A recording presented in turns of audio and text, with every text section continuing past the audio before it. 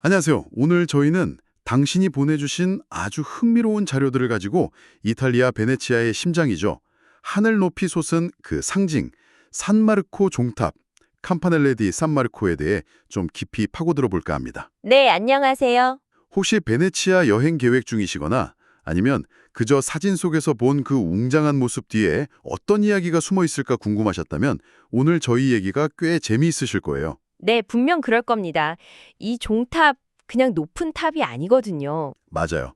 보내주신 자료들을 쭉 보니까요. 이 종탑이 단순히 그 산마르코 광장, 피아사 산마르코, 그 이상이더라고요. 그렇죠. 베네치아의 역사, 문화, 또 시민들의 삶과도 아주 밀접하게 연결된 뭐랄까 살아있는 기념물 같은 느낌이죠. 네, 정말 그런 것 같아요. 자, 그럼 이 붉은 벽돌탑에 얽힌 여러 겹의 이야기들을 한번 같이 펼쳐볼까요? 좋습니다. 우선 그 크기, 정말 압도적인데요. 그 얘기부터 해야 할 것 같아요. 자료에 나온 높이가 약 98.6m, 거의 100m에 달하잖아요. 네, 상당한 높이죠. 이게 지금 기준으로 봐도 높은 건물인데 보내주신 내용을 보면 처음 건축 시작이 12세기라고 하니까 와, 당시 베네치아 기술로는 정말 대단한 도전이었을 것 같아요. 맞습니다. 특히 그 베네치아가 물 위의 도시잖아요. 연약한 지반 위에서 그 정도 높이로 올린다는 건 보통 일이 아니었을 겁니다. 그러니까요. 그래서 그 높이는 단순히 그냥 미터 시자를 넘어선 의미가 있는 거죠. 아시다시피 베네치아는 지반 문제도 있고 또 도시 미관 때문에 높은 건물이 진짜 드물거든요. 아, 그렇죠. 그래서 이 종탑의 높이는 도시 안에서 거의 독보적인 위치를 차지하는 셈이에요. 자료에서도 강조하듯이 그래서 이 종탑 꼭대기에서 보는 전망이 정말 특별합니다. 네네. 베네치아의 그 독특한 섬 구조나 운하 네트워크, 저 멀리 펼쳐진 석호, 라군까지 도시 전체의 지리적인 맥락과 아름다움을 한눈에 파악할 수 있는 정말 비교 불가능한 경험을 주는 거죠. 다른 데서는 절대 볼 수 없는 그런 시야를 제공합니다. 와, 1000년 가까운 시간 동안 그 자리를 지켜왔다는 것도 놀랍고요. 근데 처음부터 지금 이 모습은 아니었다는 점도 흥미로웠어요. 네, 변화가 있었죠. 자료 보니까 한때는 베네치아 석호로 들어오는 배들을 위한 등대 역할도 했다고 나오더라고요. 아, 맞아요. 등대. 이게 당시 베네치아가 얼마나 중요한 해상무역 도시였는지를 보여주는 또 다른 증거 아닌가 싶어요. 밤바다를 이렇게 쫙 비추면서 길 안내하는 종탑이라니 그 모습이 막 그려지는 것 같아요. 정확한 지적이십니다. 등대로 사용됐다는 그 사실 자체가 이 탑이 단순한 종교적 상징물이나 랜드마크? 이걸 넘어서 베네치아 공화국의 해상활동, 또 경제적인 번영에 필수적인, 실용적인 기능까지 했다는 걸 보여주는 거죠. 아하, 베네치아의 부와 힘이 결국 바다에서 왔다는 걸 다시 한번 생각하게 하는 중요한 부분입니다. 탑의 역할이 시대에 따라 계속 변해왔다는 점도 참 주목할 만하고요. 그런데 역시 가장 극적인 사건은 그 붕괴와 재건 이야기가 아닐까 싶어요. 네, 그 사건이 정말 중요하죠. 지금 우리가 보는 이 탑이 1902년에 완전히 무너졌다가 불과 10년 만인 1912년에 다시 세워진 거라는 사실.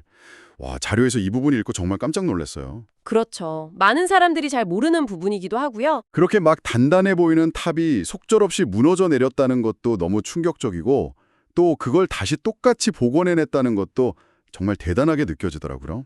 네, 1902년 7월 14일의 그 붕괴는 베네치아에게는 정말 큰 충격이고 상실이었죠. 하지만 그 뒤에 이어지는 재건 과정이야말로 이 탑의 진짜 의미를 보여주는 핵심 사건이라고 할 수 있습니다. 보내주신 자료에도 언급되어 있듯이 베네치아시 의회가 붕괴 바로 그날 저녁에요. 만장일치로 재건을 결의하면서 아주 유명한 원칙을 내세웁니다. 있었던 곳에 있었던 그대로 도웨라 에 코메라라는 원칙이었죠. 있었던 곳에 있었던 그대로. 네, 이게 단순히 그냥 건물을 물리적으로 복원하자는 걸 넘어서 도시의 역사적인 연속성, 또 정체성을 지키겠다는 아주 강력한 의지의 표현이었던 거예요. 와, 무너진 잔해를 최대한 다시 사용하고 원래 디자인과 재료를 충실히 따르려고 엄청 노력했죠. 이 과정 자체가 종탑이 단순한 건물이 아니라 베네치아 시민들의 자부심이자 그 회복력의 상징이라는 것을 아주 웅변적으로 보여주는 역사가 된 겁니다. 있었던 곳에 있었던 그대로. 와, 그 구호가 진짜 시민들 마음을 하나로 모으는데 큰 역할을 했겠네요. 그들의 어떤 강한 애착 같은 게 느껴져요. 네, 정말 그랬을 겁니다. 자, 그럼 이제 그 다시 세워진 탑 꼭대기로 한번 올라가 볼까요? 100m 가까운 높이를 걸어 올라갈 생각하면 좀 아찔한데 다행히 자료에 따르면 현대적인 편의시설이 잘 갖춰져 있더라고요. 네, 아주 편리하게 올라갈 수 있죠. 네, 아주 편리하게 올라갈 수 있죠. 엘리베이터가 설치돼 있어서 누구나 비교적 쉽게 정상까지 오를 수 있다고 합니다. 덕분에 막 숨 헐떡이면서 계단 오르는 고생 안 하고 베네치아의 가장 높은 곳에서 그 숨막히는 풍경을 마주할 수 있게 된 거죠. 그렇죠. 접근성이 좋아진 거죠. 그리고 마침내 도착한 그 전망대에서의 경험. 자료에 묘사된 걸 보니까 정말 환상적이더라고요. 네, 정말 말로 다 표현하기 힘들 정도죠. 발 아래로는 끝없이 펼쳐진 그 붉은 기와지붕의 물결, 그 사이사이로 솟아오른 수많은 교회 돔들, 작은 종탑들, 그리고 도시의 혈관처럼 얽혀있는 운하 위를 미끄러지듯 오가는 곤돌라들까지. 와, 베네치아의 정수가 그냥 360도 파노라마로 펼쳐진다고 하니까 상상만 해도 가슴이 막 뛰어요. 맞아요. 그 모습은 정말 잊을 수가 없죠. 특히 날씨가 진짜 맑은 날에는 북쪽으로 저 멀리 돌로미트 알프스의 그 설산까지 시야에 들어온다고 하니까 이건 정말 놓칠 수 없는 장관이겠어요. 사진 찍기에도 당연히 최고의 장소일 테고요. 그 파노라마 뷰는 단순한 어떤 미적인 감상을 넘어서요. 베네치아라는 도시를 아주 입체적으로 이해하게 만드는 교육적인 경험이기도 합니다. 교육적인 경험이요? 네, 그 붉은 지붕이랑 운하의 복잡한 네트워크를 이렇게 내려다보면 이 도시가 어떻게 100개가 넘는 섬들을 기반으로 만들어졌구나. 그리고 다리들이 어떻게 이 섬들을 연결하고 있구나. 또 수로가 어떻게 주요 교통로이자 생활의 중심축으로 기능하는지를 시각적으로 아주 명확하게 파악할 수 있거든요. 와, 정말 그렇겠네요. 또 돌로미테 알프스가 보인다는 점은 베네치아가 그냥 고립된 섬도시가 아니라 저 알프스 산맥 너머 유럽 본토와 역사적으로 얼마나 긴밀하게 연결되어 있었는지, 특히 육상이나 해상 무역로의 관점에서 그 지정학적인 중요성을 실감하게 해주는 거죠. 그러니까 눈앞에 펼쳐진 풍경이 곧 베네치아의 역사, 지리 교과서인 셈입니다. 와, 정말 맞는 말씀이세요. 단순히 예쁘다는 감상을 넘어서 도시의 구조와 역사를 읽어낼 수 있는 어떤 열쇠 같은 곳이군요. 바로 그거죠. 자, 그럼 종탑이니까 종 이야기도 빼놓을 수 없겠죠. 이 부분도 자료에서 꽤 흥미롭게 다루고 있더라고요. 네, 종 이야기도 재미있죠. 과거에는 5개의 종이 각기 다른 이름이랑 용도를 가지고 있었다고요. 예를 들면 마란고나라는 종은 목수들 작업 시작과 끝을 알리는 등 일상적인 시간을 알렸고, 또 어떤 종은 의회 소집을 알리고 심지어 사형 집행 같은 공적인 사건을 알리는 데 사용되었다고 하니, 와, 탑의 종소리가 도시 전체의 시계이자 공지 시스템 역할을 했던 거네요. 정확합니다. 과거에 그 5개의 종이 각기 다른 신호를 보냈다는 사실은 이 탑이 단순히 시간만 알리는 기능을 넘어서 베네치아 공화국의 공적인 생활을 조율하는 아주 핵심적인 커뮤니케이션 도구였다는 걸 보여주는 거죠. 핵심적인 커뮤니케이션 도구요? 네, 의회 소집이나 원로원 회의 시작, 업무 시간 규정, 심지어 공권력 행사까지 다 종소리를 통해서 도시 전체에 전달됐던 겁니다. 이는 탑이 도시 행정이나 시민 생활의 중심에 얼마나 깊숙이 자리 잡고 있었는지를 보여주는 증거예요. 그렇군요. 지금은 주로 정시를 알리는 역할로 기능이 좀 단순화되긴 했지만 그 울림 속에는 여전히 베네치아의 오랜 역사와 어떤 공적인 기억이 담겨 있다고 볼 수 있는 거죠. 매 시간 울리는 종소리는 과거와의 어떤 미묘한 연결고리인 셈입니다. 와, 종탑 하나에 정말 많은 이야기가 이렇게 겹겹이 쌓여 있네요. 진짜 베네치아의 축소판이라고 해도 과언이 아닐 것 같아요. 그렇죠. 그렇게 볼 수 있습니다. 자, 그럼 이제 조금 더 실용적인 정보로 넘어가 볼까요? 당신이 만약 직접 이 종탑을 방문할 계획이 있으시다면 이 자료에서 얻은 팁들이 꽤 도움이 될 것 같습니다. 네, 방문객들에게 유용한 정보들이죠. 우선 관람은 유료이고요.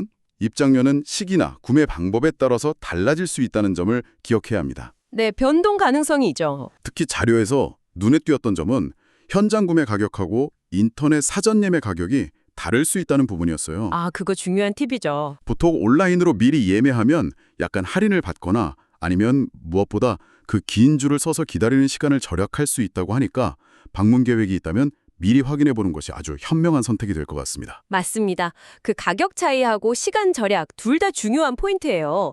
자료를 보면 특히 관광 성수기나 특정 시간대에는 현장 대기줄이 상당히 길어질 수 있다고 언급되어 있거든요. 네, 저도 봤어요. 온라인 예매는 단순히 비용 절감 문제를 넘어서 당신의 그 소중한 여행 시간을 훨씬 효율적으로 사용할 수 있게 해주는 실질적인 이점을 제공하는 거죠. 또 예매 과정에서 현재의 정확한 입장료나 변동 가능성도 바로 확인할 수 있으니 일석이조고요. 그리고 또 하나, 절대 놓치지 말아야 할 점은 운영 시간입니다. 이것도 필수 확인 사항이죠. 이것도 계절별로, 심지어 날씨나 특별한 도시 행사 유무에 따라서 변동될 수 있다고 자료에 나와 있더라고요. 네, 유동적일 수 있습니다. 따라서 방문 직전에 반드시 공식 웹사이트 같은 걸 통해서 최신 운영 시간을 확인하는 습관이 꼭 필요합니다. 기껏 찾아갔는데 문이 닫혀 있다거나 아니면 예상보다 일찍 문을 닫는다면 정말 아쉬울 테니까요. 그럼요. 헛걸음하면 안 되죠. 자료에 따르면 여름철 같은 특정 시기에는 야간 개장을 하는 경우도 있다니까 해질녘의 그 낭만적인 베네치아나 밤의 야경을 보고 싶다면 이런 특별 개장 정보도 미리 확인해 두는 것이 좋겠습니다. 네, 운영 시간 확인은 필수죠. 특히 베네치아는 그 예측 불가능한 아쿠아 알타, 그러니까 조수 상승으로 인한 침수가 발생할 수도 있어서요. 날씨뿐만 아니라 이런 현지 특수 상황에 따른 갑작스러운 운영 변경 가능성도 염두에 둬야 합니다. 아쿠아 알타, 맞아요. 그래서 공식 채널을 통한 사전 확인이 정말 중요합니다. 미리 정보를 확인하고 계획을 세우는 작은 노력이 현장에서의 어떤 당황스러움을 줄이고 훨씬 만족스러운 경험을 가능하게 할 겁니다. 오늘 저희와 함께 당신이 보내주신 자료를 바탕으로 산마르코 종탑을 아주 깊숙이 들여다봤는데 어떠셨나요? 네, 저도 이야기 나누면서 다시 한번 그 의미를 생각해 보게 되네요. 아마 그냥 베네치아 스카이라인을 딱 정의하는 랜드마크 정도로만 생각하셨을 수도 있지만 오늘 이야기를 나눠보니까 천년의 역사, 또 극적인 분괴와 재건, 도시 생활과의 밀접한 연결, 그리고 무엇보다 베네치아 사람들의 자부심과 회복력을 품고 있는 정말 특별한 존재라는 걸 다시금 확인하게 되는 것 같아요. 네, 오늘 나눈 이야기들이 당신이 베네치아라는 도시, 그리고 그 심장부에 딱 자리한 이 종탑을 바라보는 시각에 작은 깊이라도 더했기를 바랍니다. 네, 단순히 높은 곳에서 멋진 사진 찍는 장소, 이걸 넘어서요. 이 탑이 간직한 수많은 이야기와 그 상징성을 떠올리면서 그곳에 서 계신다면 분명 더욱 풍부하고 의미 있는 경험이 될 겁니다. 있었던 곳에 있었던 그대로 다시 세워진 이 탑 자체가 베네치아의 정신을 보여주는 아주 강력한 메시지니까요. 마지막으로 당신께 좀 흥미로운 상상을 위한 질문 하나를 던져드리고 싶어요. 어떤 질문인가요? 자료에서 봤듯이 1902년에 탑이 붕괴된 후에 베네치아 시민들은 있었던 곳에 있었던 그대로 탑을 다시 짓기로 결정했잖아요. 네, 그랬죠. 만약에 그때 그들이 다른 선택을 했다면 어땠을까요? 예를 들어서 재정 문제나 안전상의 이유로 재건을 포기했거나 아니면 완전히 다른 좀 현대적인 디자인의 기념물을 세우기로 결정했다면 말이에요. 다른 가능성들. 네. 지금의 산마르코 광장은 과연 어떤 모습일까요? 그리고 그 변화가 베네치아를 찾는 이들과 또 그곳에 사는 사람들의 도시 경험에 어떤 영향을 미쳤을지 한 번쯤 생각해 보는 것도 재미있을 것 같습니다. 지금 우리가 아는 익숙한 풍경이 아닌 다른 가능성의 베네치아를 상상해 보는 거죠. 흥미로운 질문이네요. 정말 많은 것이 달라졌을 수도 있겠습니다. 그렇죠. 자, 그럼 저희는 다음번에 또 당신만을 위한 알찬 정보 꾸러미를 준비해서 돌아오겠습니다. 오늘 함께해 주셔서 감사합니다. 네, 감사합니다.